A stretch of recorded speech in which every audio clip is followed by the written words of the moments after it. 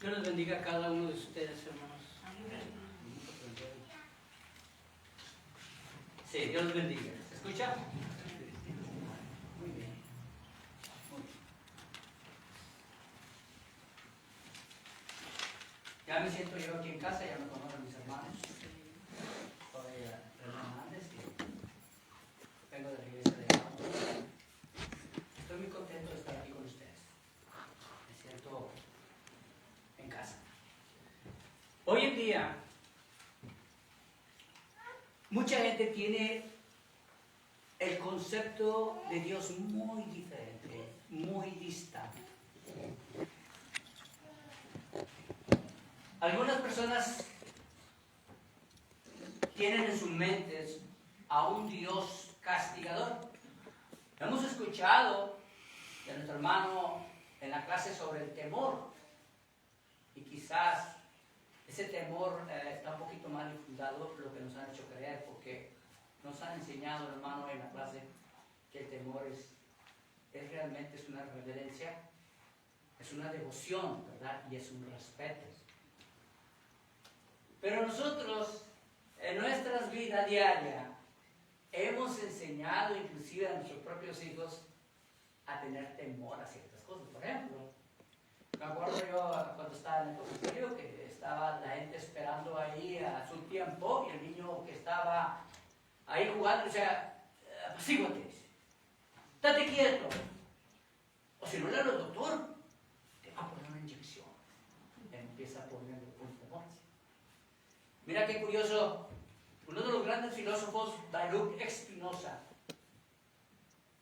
en su filosofía, y mucha gente cree en ella, aún Albert Einstein lo cita mucho.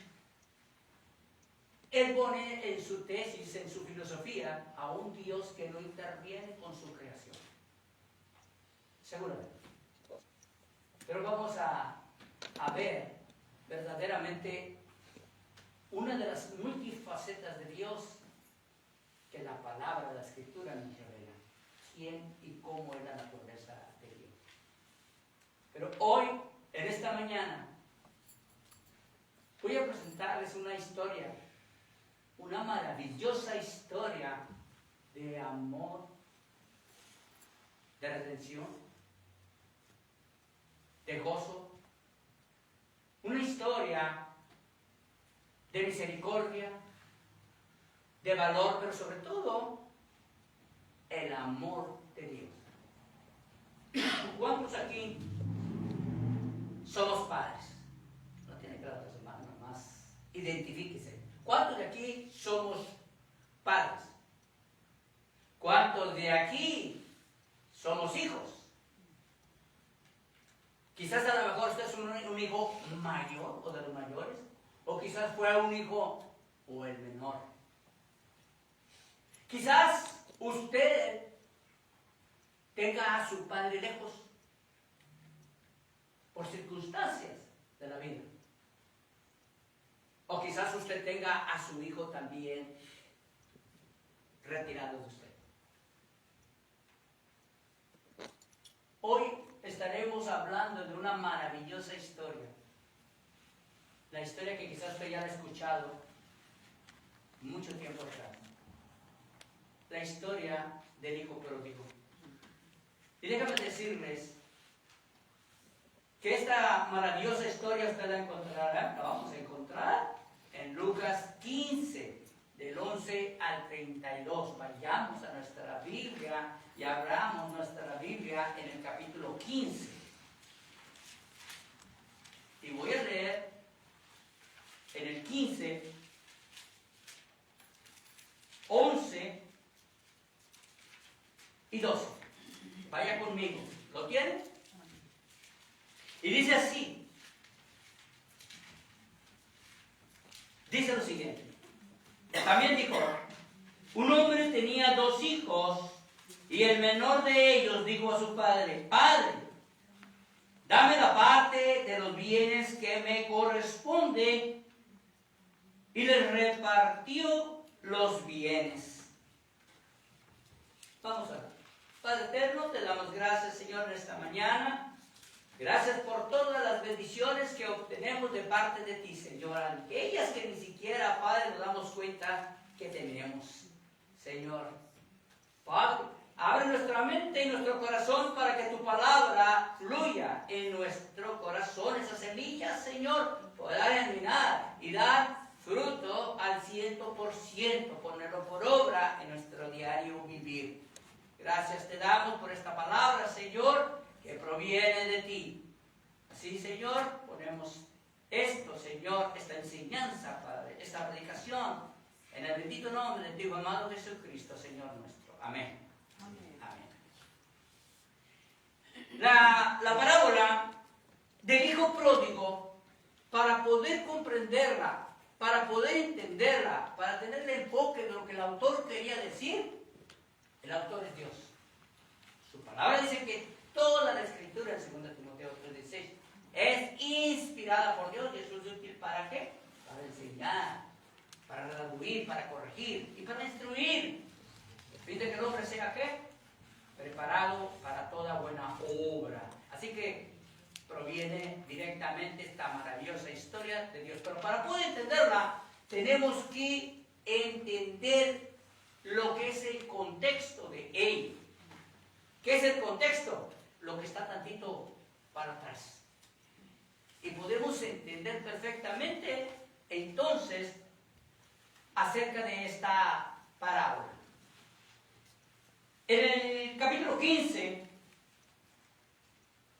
y capítulo 1 vamos a entender por qué el Señor refiere, hay 3 parábolas en él, 2 antes del hijo pródigo. Y dice así: se acercaba, capítulo 15:1, se acercaba a Jesús todos los publicanos y pecadores para oírle. Publicanos y pecadores.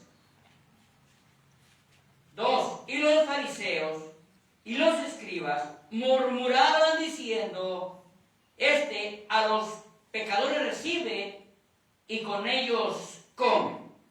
Entonces, él, o sea Jesús, le refirió esta parábola diciendo.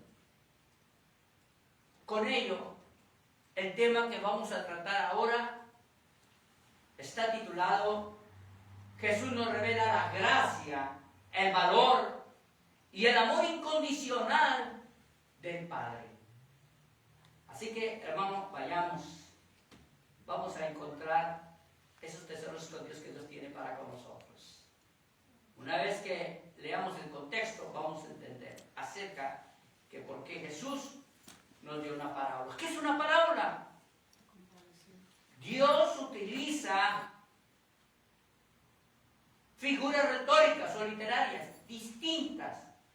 En la Escritura hay muchas figuras comparativas. Hay metáforas, metonimias, prosopopeyas, sinécdoques, adverbios, tipos, antitipos, una variedad, proverbios y sobre todo una parábola. La finalidad es que se quede plasmada en la mente del oyente, que se quede en la conciencia y sobre todo en el subconsciente para siempre, a fin de que los que creen puedan entender y ser iluminados por el Espíritu de Dios, y los que no crean sea culto para ellos.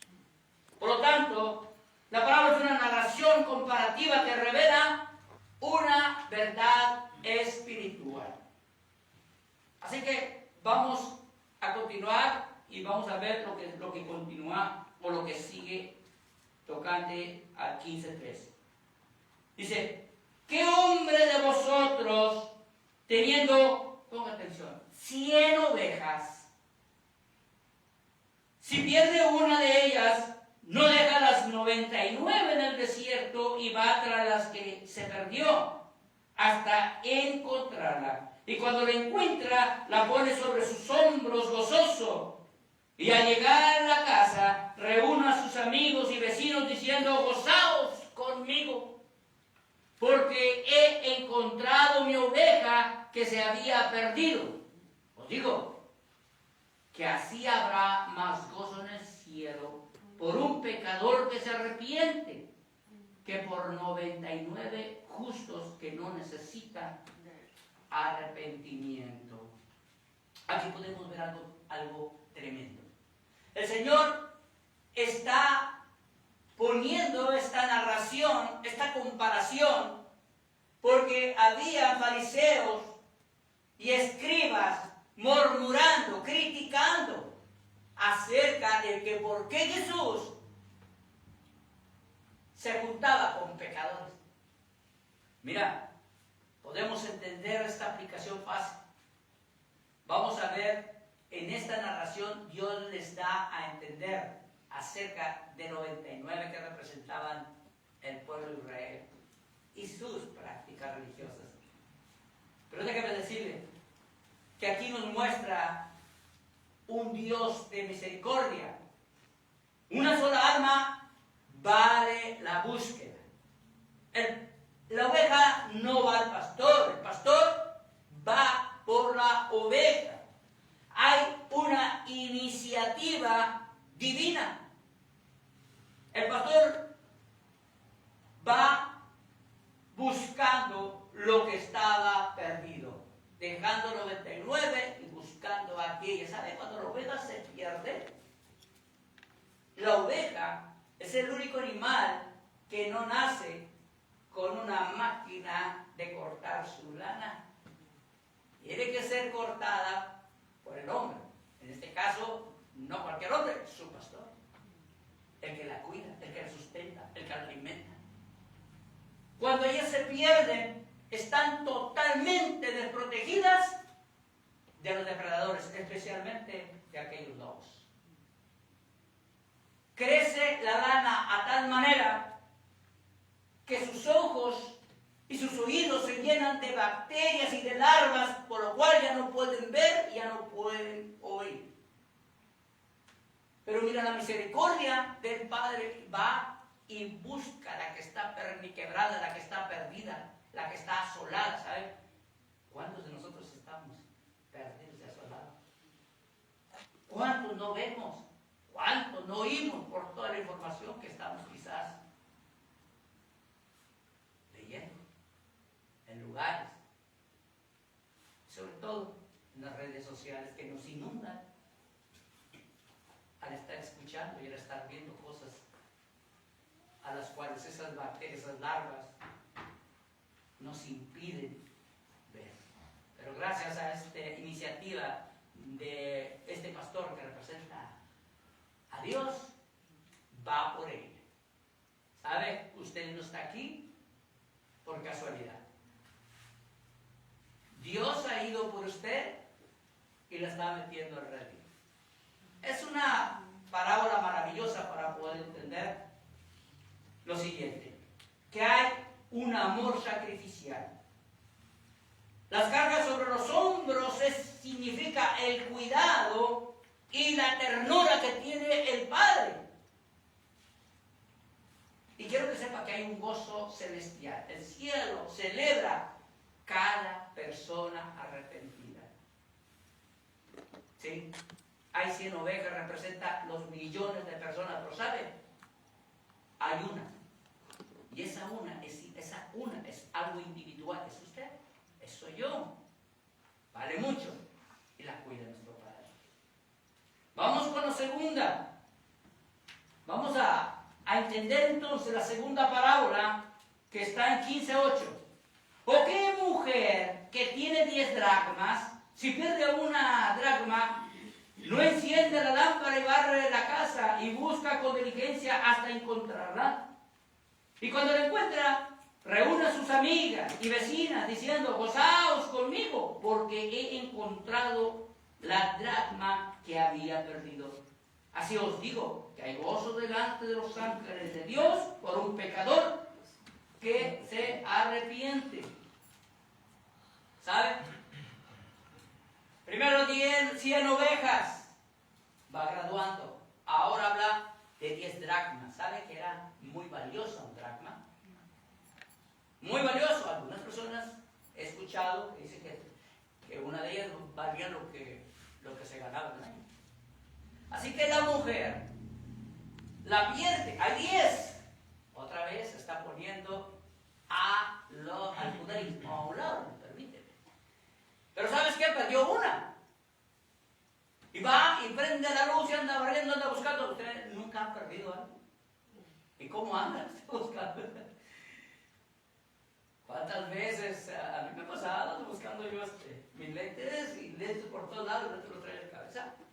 Pero cuando los encuentra, no hay ni quien decir, me encontré esto, sobre todo cuando es de gran valor. Quizás mis lentes no sean de gran valor, pero pierda algo usted de valor, que considere valor.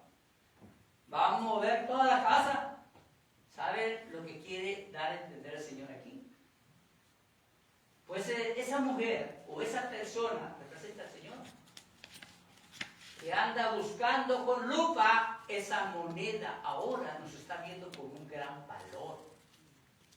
Allá nos mira con misericordia y va y busca a la oveja perdida. Ahora está encendiendo la luz para encontrarlo. Cristo es la luz y es la forma en que ha encontrado a aquella persona. Va en busca de aquella moneda.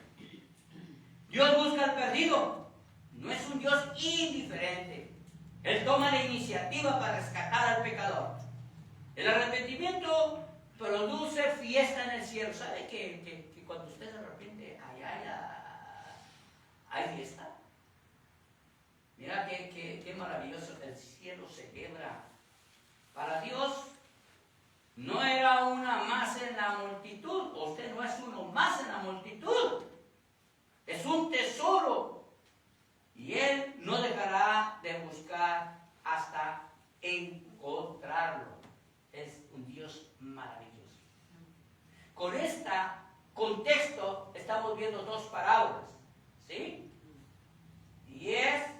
100 ovejas, 10 dracmas, y vamos a ver cómo va graduando este mensaje del Señor. Graduando va en grado.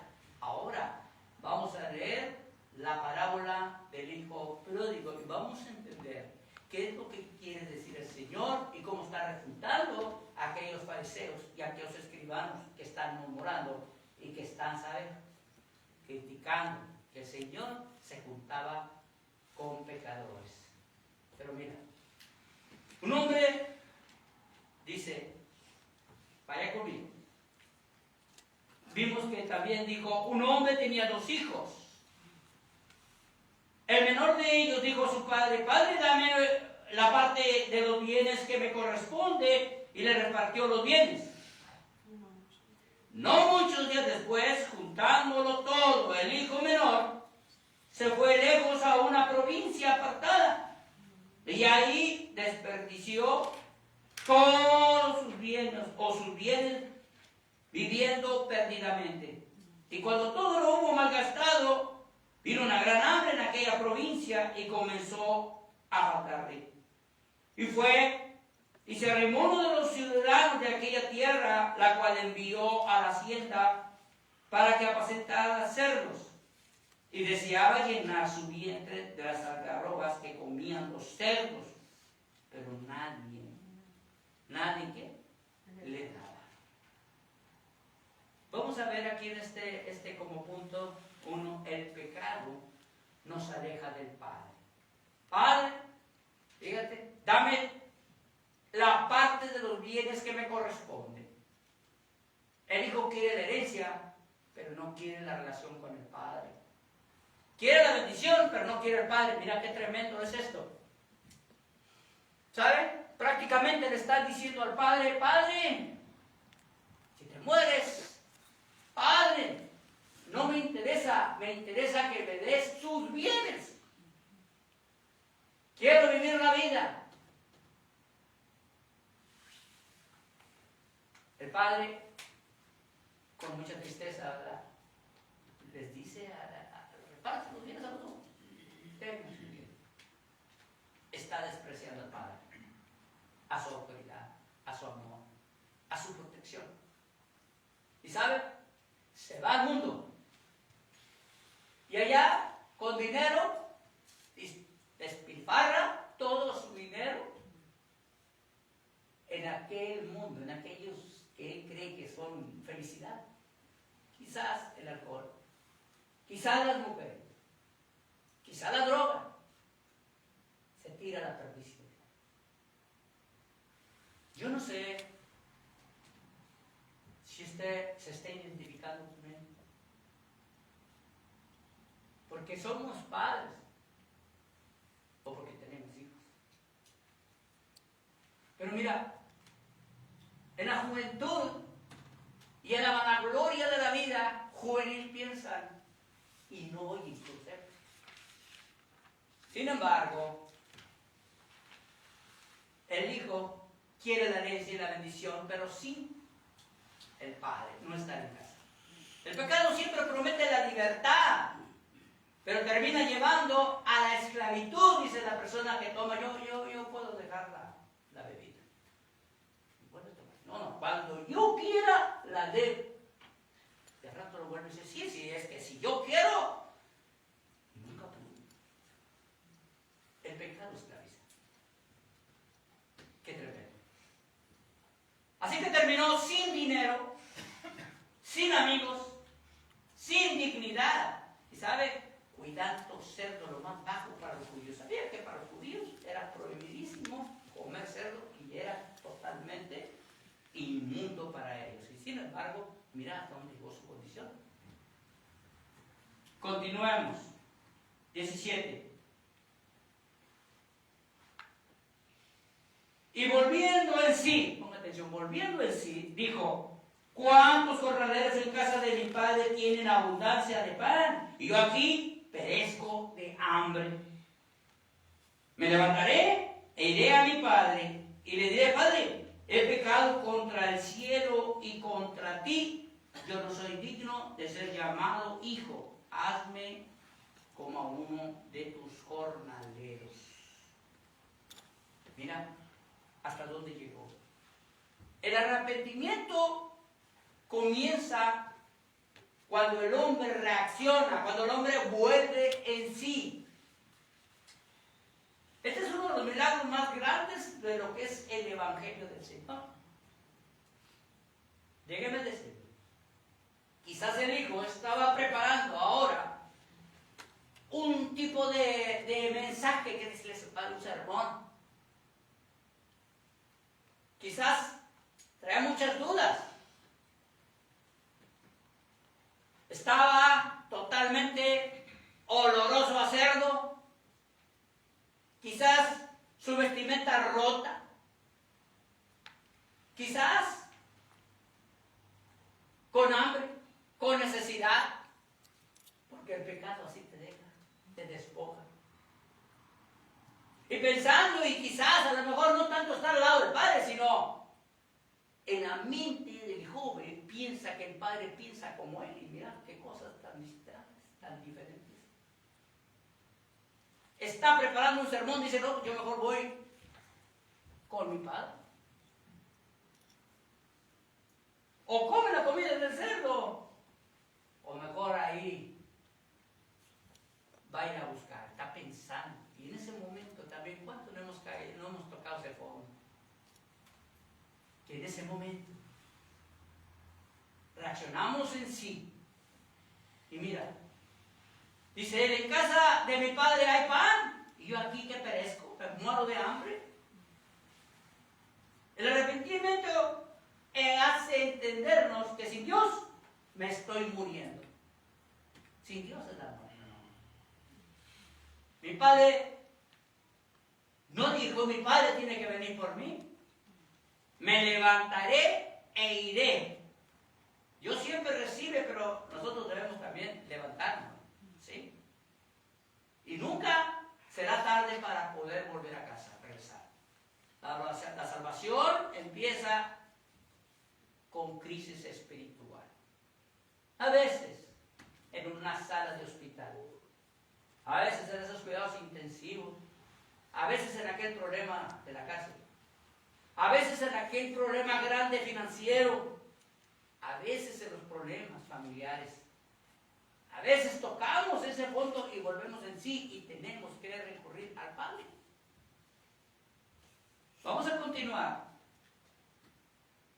Y levantándose, vino a su padre, y cuando aún estaba lejos, lo vio su padre. Y fue movido a misericordia, y corrió, y se echó sobre el cuello, y le besó. Y el hijo le dijo: Padre, he pecado contra el cielo y contra ti, y yo no soy digno de ser llamado tu hijo. Pero el padre dijo a sus siervos: Sacad el mejor vestido, y vestirle, y ponerle un anillo en su mano, y calzado en sus pies, y traer becerro gordo, y matadlo, y comamos, y hagamos fiesta, porque este mi hijo muerto era, y ha revivido. Se había perdido, y es hallado. Y comenzaron a regocijarse. ¿Sabe? El sermón que él traía guardado este joven se encuentra con algo maravilloso. ¿Sabe que en el tiempo de Cristo, el tiempo patriarcal, el tiempo rabínico, jamás un padre tenía una expresión así? No, jamás un padre va a correr, ¿sabe? Él pensaba: voy a ir, pero quizás a lo mejor yo encuentre el regaño. Quizás a lo mejor yo encuentre el castigo. Quizás a lo mejor encuentre muy enojado, muy furioso mi padre. Pero ¿sabe que cuando llegó, el castigo se convierte en abrazo? El regaño se convierte en un beso. ¿Y sabes? Que lo que él temía, viene el regocijo. ¿Sabes qué? Un anillo de propiedad representa la propiedad familiar, la propiedad de Dios. El vestido, las sandalias, una vestimenta nueva y limpia, como el Señor. Mira que el Padre, el amor del Padre, como lo presenta Jesús, es maravilloso. Quizás en este momento tú seas ese hijo. Quizás, tal vez, te hayas gastado los años o te hayas equivocado igual. Quizás. Voy a contarte una historia que voy a concluir y resaltar de hijo pródigo, pero voy a hablar sobre esta historia contemporánea, de esta parábola de contemporánea. Dice así: había era una joven de 19 años, era la niña mimada, la única hija. Todos los cuidados del padre, de la madre, todos los cuidados. Cierto día, en los arrebatos del padre, le dice a la hija: nomás mucho cuidado con que tú me salgas mal. Mucho cuidado con que tú me salgas embarazada.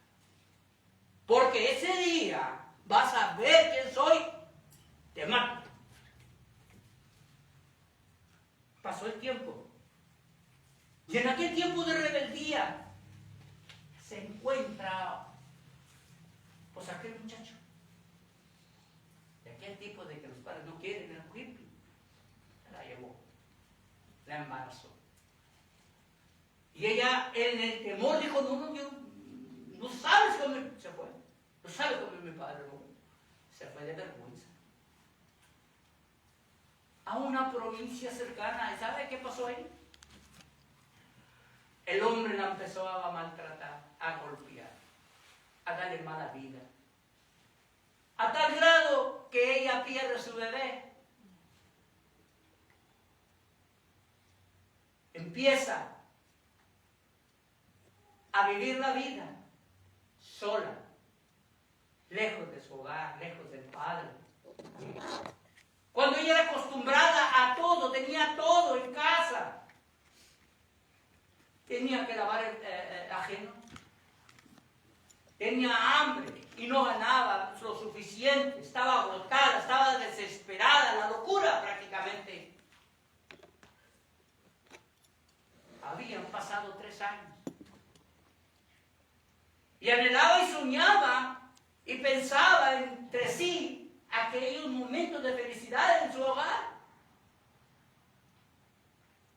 cuando le ofrecen un trabajo de cuidar a unos ancianos.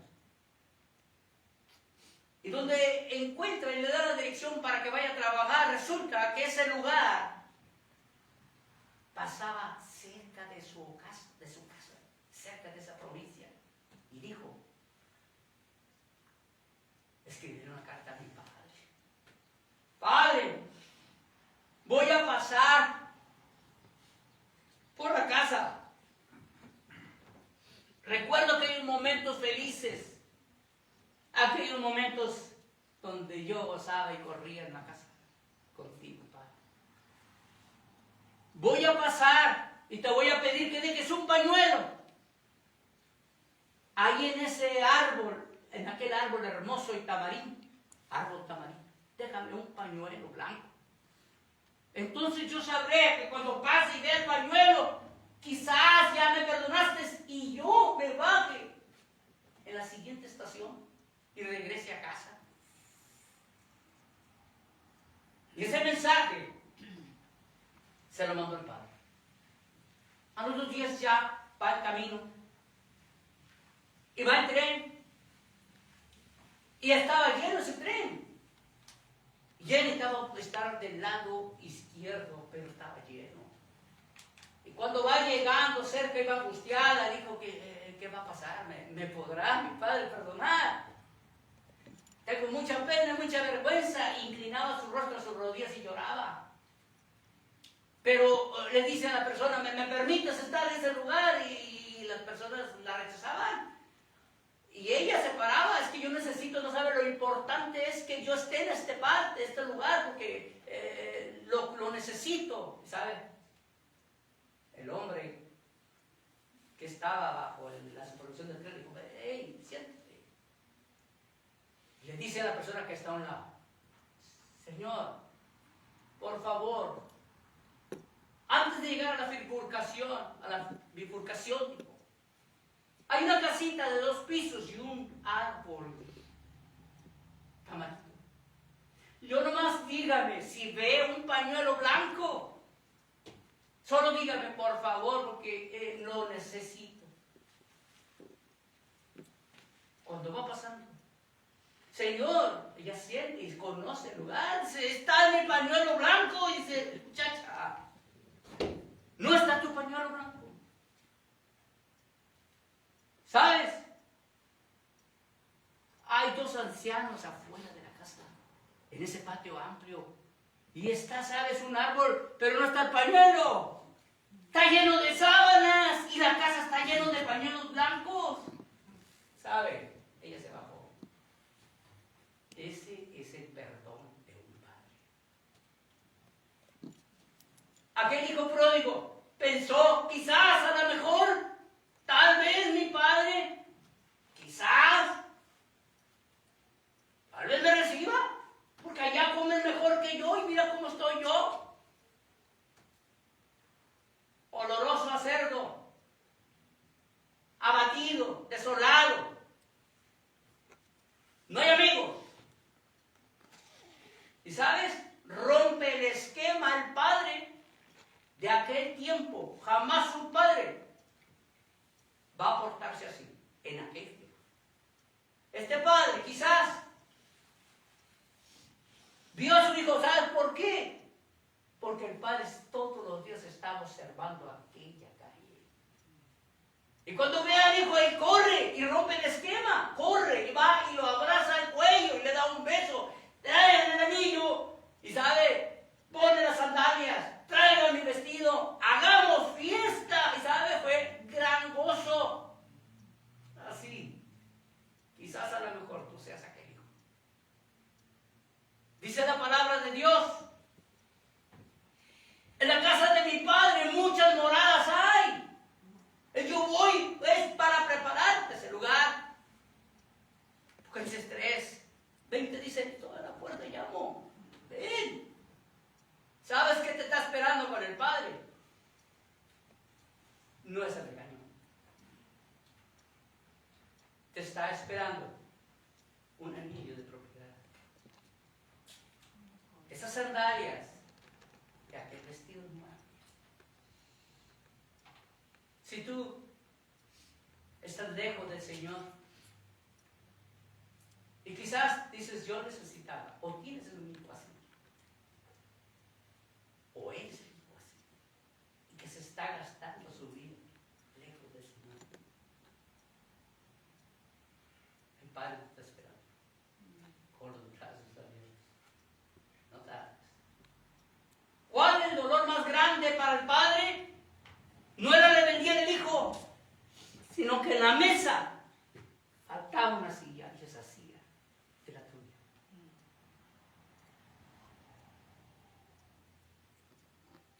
Esta es una historia maravillosa del amor y la misericordia y el valor que Dios tiene sobre aquel perdido. Sí, menciona también al otro hijo que se encerró. Sí. A mí no me haces fiesta, a mí no me haces como sabes que era el pueblo judío. Pero déjenme decirles, al final de cuentas, capítulo 11 de Hebreos dice, no te jactes contra el judío. Dios lo provocó a hacerlo para que venga la plenitud de los gentiles. Son las ramas y nosotros los instentamos. La rama natural nosotros los insertamos. Eso le corresponde a Dios, pero Él viene por ti, por mí, que somos la iglesia. Y nos está esperando con ese brazo y con ese brazo. Yo espero que quizás usted se haya identificado como padre, si tiene su padre lejos. Háblele, llámele. Luego mi esposa cuando habla con su padre, recordando los tiempos pasados. ¿Y cómo está ella? Le ponen apodo. Es la hija. Y el padre lo oigo cuando dice, te amo. Y él dice, yo te amo, papá, también. El hijo que está perdido. El padre usted sabe que está esperando con los brazos abiertos. Así es nuestro Dios. Dios les bendiga en esta maravillosa día que Dios ha preparado para nosotros. Este mensaje está listo para que usted está puesta a la mesa. La cruz, no se preocupe usted cómo o qué o cómo lo recibe el Padre, no se preocupe porque el Padre lo está viendo con amor y tiene la mesa servida. Sea partícipe, la silla lo está esperando. Usted quiere ser obediente al Señor, quiere ser hijo de Dios, quiere pertenecer a la familia de Dios, quiere regresar a casa. Hoy es tiempo de arrepentimiento. Hoy es tiempo de ser sincero en su corazón. Hoy es tiempo de decirle que la cruz ya lo pagó. Todo lo que quedó atrás. La casa está llena de sábanas para que, no pañuelo, llena de sábanas. Hay gozo, hay alegría. Porque aquel hijo que es muerto, Dios lo quiere resucitar. Hoy es el momento de pedir perdón y pedir venir al Padre, venir a casa, donde Él ha prometido esa felicidad. Vamos a buscar de Dios, regresar a casa, volvernos obedientes, buscar el bautismo en el cual somos lavados de nuestros pecados y ser parte una vez